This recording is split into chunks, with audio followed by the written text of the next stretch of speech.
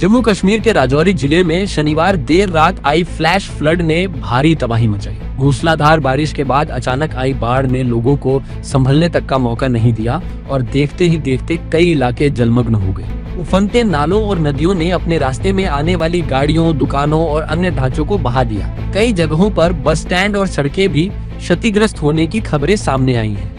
स्थानीय लोगों के अनुसार पानी का स्तर कुछ ही मिनटों में तेजी से बढ़ गया। कई वाहनों को बहते हुए देखा गया और निचले इलाकों में रहने वाले परिवारों को रातों रात सुरक्षित स्थानों की ओर जाना पड़ा। लोगों का कहना है कि पिछले कई दशकों में उन्होंने ऐसी तेज बारिश और इतनी भयावह बाढ़ नहीं देखी।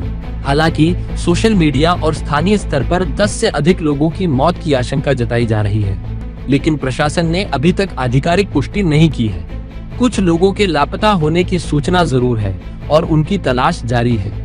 राजौरी के अलावा पुंछ और किश्तवाड़ से भी फ्लैश फ्लड और भारी हवा आने की तस्वीरें सामने आई हैं। कई संपर्क मार्ग बाधित हुए हैं और कुछ क्षेत्रों में बिजली तथा पानी की आपूर्ति भी प्रभावित बताई जा रही है। पहाड़ी इलाकों से पत्थर और मलबा बहकर सड़कों पर आने से यातायात पूरी। हालात की गंभीरता को देखते हुए जिला प्रशासन ने हाई अलर्ट जारी किया है। लोगों से अपील की गई है कि वे अनावश्यक यात्रा से बचें और नदी नालों के किनारे न जाएं। निचले क्षेत्रों में रहने वाले परिवारों को सतर्क रहने और जरूरत पड़ने पर तुरंत सुरक्षित स्थानों पर पहुंचने के निर्देश दिए गए हैं। प्रशासन ने अफवाहों से बचने और केवल आधिकारिक सूचनाओं पर भरोसा करने की सलाह भी दी है।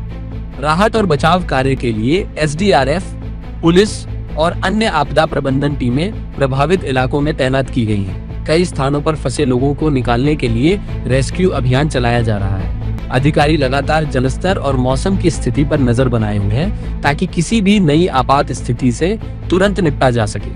मौसम विभाग ने अगले कुछ दिनों तक जम्मू कश्मीर के कई हिस्सों में भारी बारिश की संभावना जताई है, जिससे प्रशासन और स्थानीय लोगों की चिंता बढ़ गई है। लगातार बारिश के कारण पहाड़ी ढलानों पर भूस्खलन और अचानक बाढ़ का खतरा बना हुआ है।